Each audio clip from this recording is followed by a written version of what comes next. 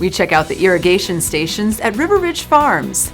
USDA appoints new FSA and Rural Development Directors in Michigan, and MSU and the USDA partner on a $10 million climate initiative.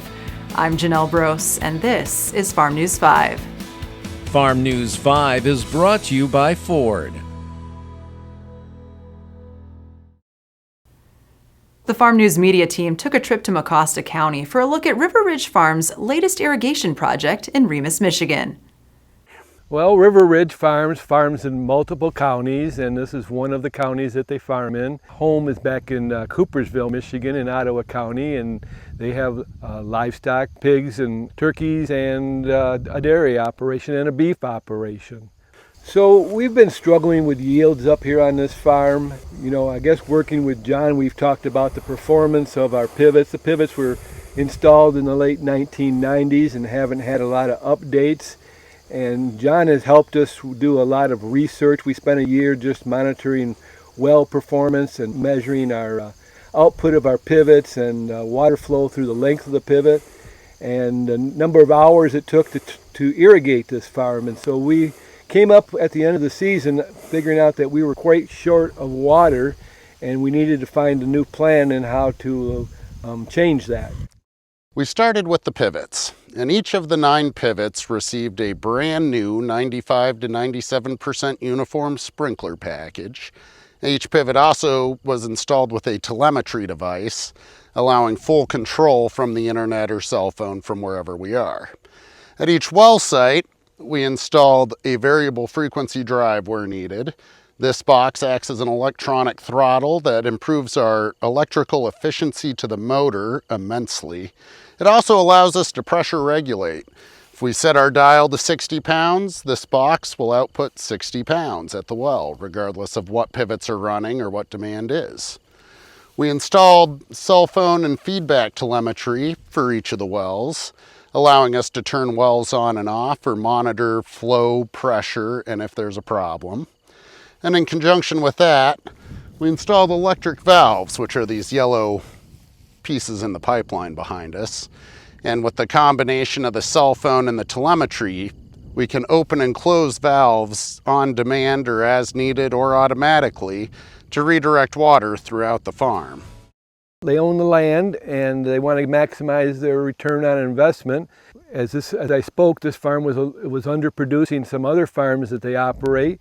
And so this seemed like a good spot to start, try to increase production without having to make that increased cost in the land. What kind of differences do you expect to see out of irrigated versus unirrigated crops? Well, most of this corn here on this farm is all under irrigation except for our dry corners. But I'm hoping that we're going to get a 20 bushel response by being more efficient with our water and getting it distributed and getting the right amount on a weekly basis. I know it really has been amazing the differences we see just in adding pressure regulators to a sprinkler package where we have a rolling hill up here, and we're expecting hopefully a 20 bushel increase over the irrigated acres from last year. We have aerial photos and we have yield maps. We were seeing a lot of variability. John did a test with us one season. We took a pivot here to the east of us and we installed the new tips with the regulators. And in 1 year we already saw a much more uniformity in our production across that whole 160 acres. So we saw performance just in that experience alone. In addition to the sprinkler packages, what other changes did we make up here this year? So we have 4 wells on the farm, and each well had kind of a designated set of pivots that it was trying to operate. When you and I went through the water assessment, mostly you, we noticed that we could increase performance if we increased the volume of water going through our system. We ended up installing through Michigan Valley 2 VFDs. We kind of have a road here called 11 mile that separates our north side and our south side. So we run 2 wells together and we are able to get the performance, increase our water flow and actually make our turns faster because we've got more water flowing now per pivot turn. It was quite a project adding electric valves and VFDs to all of the pivots up here. If it's 3 o'clock in the morning, the way this system is set up and the pivot makes its turn, instead of waiting for Mike to show back up at 7:30 in the morning, we automatically are routed to the next pivot and already watering at 3:30 in the morning. So before, we always had that void, or we had that overwatering going on, and so we were losing performance in other pivots. For more information, visit Michigan Valley Irrigation's website. Up next, the USDA makes FSA and Rural Development Director appointments in Michigan. There's torque. Then there's 1,050 pound-feet of available best-in-class torque. There's towing. Then there's up to 37,000 pounds of available best-in-class towing. There's backing up a trailer. Then there's backing up with available class-exclusive Pro Trailer Backup Assist. In other words, there are trucks, and then there's the new Ford Super Duty, the most capable heavy-duty pickup truck ever built.